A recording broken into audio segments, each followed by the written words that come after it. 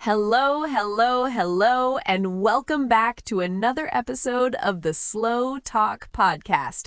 I am Amelia, and I am feeling absolutely wonderful today. How are you all doing out there? Hello, everyone. Hello, Amelia. I am a bit messy, but I am great. Ethan, I can see that. You have something white on your nose. Is that sugar? Oh, no, it's flour. You see, Amelia, I decided to start a new life today. I am officially a student chef. I spent all morning in the kitchen. A chef? That is a big surprise. I love that. So tell us, how is your new hobby going? Well, that's the thing. I wanted to tell my friends about it on the phone, but my English felt a bit dry. I kept saying, I like cooking, I like my new pans, I like eggs. Ugh, Ethan, I like is a good friend, but if you use it for everything, your conversation becomes a bit boring, right? It's like eating only eggs every day for breakfast, lunch, and dinner. Exactly. I want some variety. I want to express my feelings with more flavor. Well, you are in the right place. Today, we're going to move beyond I like. We're going to learn how to talk about our hobbies and interests like a native speaker. Before we look at the difficult words, let's start with a classic, a word that is very common, very natural, and perfect for our A2 learners. Instead of I like, you can say I enjoy. I enjoy. It sounds so much more relaxed, Amelia, like I am really having fun. It is. And because we want our listeners to have fun too, it's time to practice. Everyone, please listen to my voice and repeat after me. Don't be shy. Speak out loud. I enjoy cooking. One more time, nice and clear. I enjoy cooking. That felt great. I enjoy cooking. But Amelia, I also have some very special things in my kitchen, like this old wooden spoon from my grandmother. It's not just enjoy, it's a warm feeling. Ah, that is beautiful, Ethan. For those warm feelings, we have a special B1 phrase. You can say, I am fond of. I am fond of it. Oh, I like that. It sounds very sweet. It is. Listeners, let's try this elegant phrase together. Repeat after me. I am fond of it. Once more with a smile in your voice. I am fond of it. Now, we are talking about cooking and old spoons, but we want to hear from you. Everyone has that one thing they enjoy doing on a Sunday afternoon. Maybe it's gardening, or walking the dog, or just listening to this podcast. Yes, tell us in the comments right now. What is one hobby you really enjoy? Don't just say, I like it. Use our new word. Write, I enjoy, and then your hobby. We can't wait to see your answers. Okay, Amelia, my happy English is ready. But, we have a problem. Look at the sink. Oh, Ethan, that is a lot of dirty dishes. I know. And I don't know how to say this. I don't like dishes is not strong enough. I feel angry at the dishes. Oh, I understand. For those angry or annoyed feelings, we have a very special, very dramatic phrase. It's for when you feel like you just can't take it anymore. Dramatic? Like a theater play? Oh, the dishes. I, Not exactly, but close. It's a B1 favorite, and it's going to make your English sound so much more emotional. Amelia, please, I need this word for my kitchen disaster. All in good time, Chef Ethan. We will learn the strong emotions in the next part. Oh, you're making me wait. Friends, don't go anywhere. We're going to learn how to complain beautifully after the break. Stay with us for the deep dive.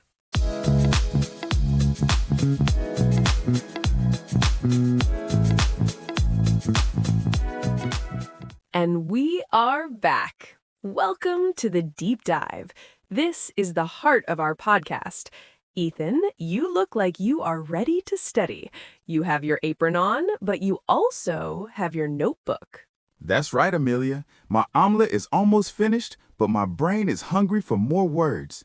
We learned I enjoy and I am fond of, but life isn't always about loving things, right? You are so right. In English, expressing what we don't like is just as important as expressing what we love. If you don't like something, you have to say it, but you have to say it with the right intonation. Intonation. That's the music of our voice, right? Exactly. Let's start with our A2 foundation. I don't like. It's simple, it's clear. I don't like cleaning. But listen to how a native speaker says it. We don't say, I don't like cleaning, like a robot. We put a little weight on the word don't. Listeners, this is very important for your speaking skills. Please listen to my voice and repeat after me. Try to sound a little bit unhappy. I don't like it. Again, one more time, very clearly. I don't like it. I don't like it. Wow, I sound like I am really having a bad time. Now, Ethan, what about the things that are just okay? You don't love them, but you don't hate them. Like, waiting for the oven to get hot? It's boring, but it's not a big problem. Exactly. For those situations, we have a perfect phrase. I don't mind. I don't mind. Like, I don't mind the rain. Yes, it means it is okay for me. This is a fantastic A2-B1 bridge phrase. It makes you sound very relaxed and cool. Everyone, let's practice this relaxed feeling. Repeat after me and try to sound very calm. I don't mind waiting. Once more, nice and slow. I don't mind waiting. I don't mind waiting. I feel like I'm on a beach, Amelia. Everything is okay. But now it's time for the big emotion. Ethan, look at the sink again. Look at all those dirty plates, the sticky flour, the burnt eggs. Ah, Amelia, it's terrible. It's a nightmare. When something is a nightmare, I don't like it is not enough. You need the drama word. I can't stand. I can't stand. Like I'm so angry I have to sit down? Almost. It means this thing is so annoying that I cannot be near it.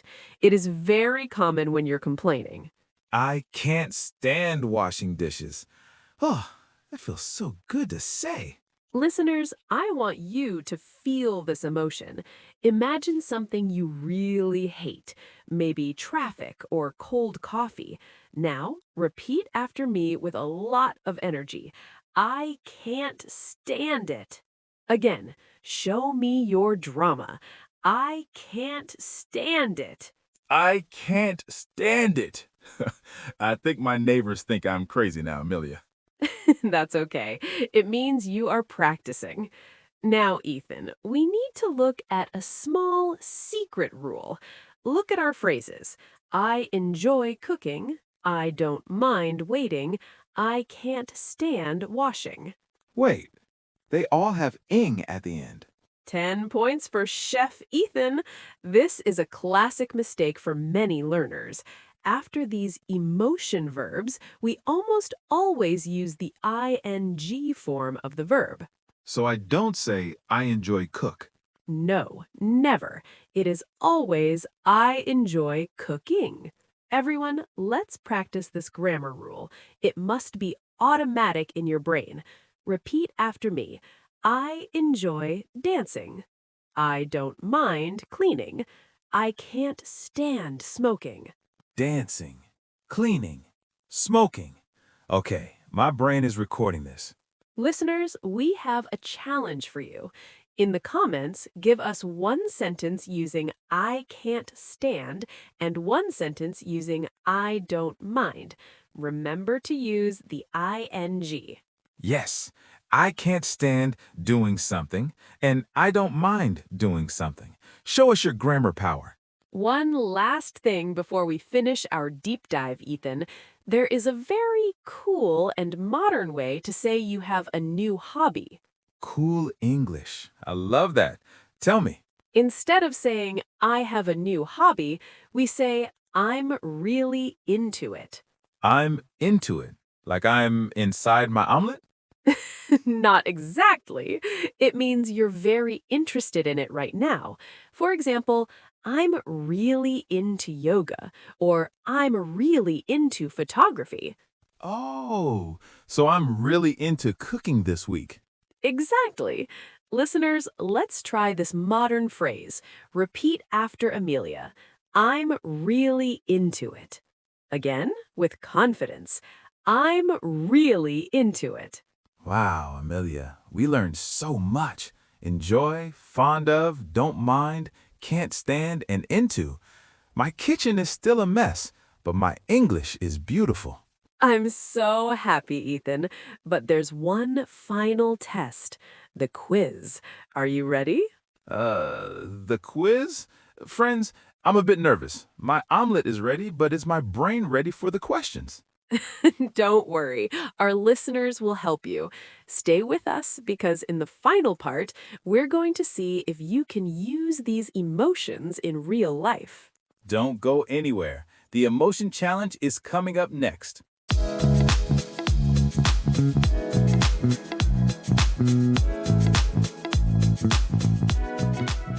Welcome back, everyone. It is time for the final round. Ethan, you have learned the emotion scale. You know how to say, I enjoy, I'm fond of, I don't mind, and of course, your favorite, I can't stand it. I am ready, Amelia. My apron is dirty, but my mind is clean. I want to show our listeners that I am a real B1, or at least a very good A2. That's the spirit. Now, listeners, this part is for you too. I will give Ethan a situation, and you must think which phrase is the best. Are you ready? Situation number 1. Imagine you are at a restaurant. You want a table inside, but the waiter says, I'm sorry, we only have tables outside in the garden. It is a nice evening. You are happy to sit outside. Ethan, what do you say? I'm not angry. It's okay for me. So I say, that's fine. I don't mind sitting outside. Perfect! I don't mind is exactly for those it's okay situations. Listeners, it's your turn to practice this practical phrase. Repeat after me with a calm voice. I don't mind sitting outside. Again, like you are relaxed and happy. I don't mind sitting outside. Situation number 2. You are visiting an old library. You love the smell of old books and the quiet atmosphere. It makes you feel very warm and happy. How do you describe your feeling? Oh, I know this one. It's the elegant one. I say, I am very fond of old libraries. In my smiling voice, excellent choice, Ethan. Fond of shows that deep, warm connection. Everyone, let's practice this beautiful phrase. Repeat after Amelia. I am fond of old books. Once more, nice and slow. I am fond of old books. Situation number 3. This is a difficult one. You are trying to sleep, but your neighbor is playing very loud music at 2 in the morning. You are tired and very, very angry. Ethan, give me some drama. Oh, this is easy. I say, I'm sorry, but I can't stand loud music at night. Please stop. Whoa, Ethan, that was very dramatic, but it's perfect. I can't stand is the best way to show you are really annoyed. Listeners, let's feel the energy. Repeat after me with a strong voice. I can't stand loud music. One more time, show me your emotion. I can't stand loud music. Now, for our final test. Imagine a friend asks you, Ethan, what do you do in your free time these days? You want to tell them about your new passion for cooking gourmet omelettes. How do you say it like a modern speaker? I use my cool English. I say, I'm really into cooking gourmet omelets right now. Perfect! I'm into is the best way to talk about current interests. Everyone, let's repeat this cool phrase one last time. I'm really into it. Again, with confidence. I'm really into it. Now, listeners, tell us, which phrase was your favorite today? Do you prefer saying I enjoy? Or are you fond of our new drama words? Write it in the comments. Well, Amelia, the kitchen is messy. The omelet is, well, it's a bit burnt, but I enjoyed every second of this lesson. Amelia takes a small bite. Ethan, it's actually not bad. I'm fond of the extra salt you added. Really? To the audience, you see, friends, practice makes perfect in the kitchen and in English. That's right. To everyone listening, don't be afraid of your emotions. English is not just about grammar rules. It's about sharing how you feel with the world. Yes, if you love something, say it. If you can't stand something, say it. But maybe be polite to your neighbors. Softly. Thank you for spending time with us today. We are so proud of your progress. Keep practicing, keep repeating, and keep being yourself. Don't forget to like and subscribe. Tell your friends about the Slow Talk podcast. We want to help everyone enjoy English as much as we do. Goodbye, everyone. Stay safe, stay happy, and stay slow. Bye-bye. See you in the next episode with no more burnt eggs, I promise.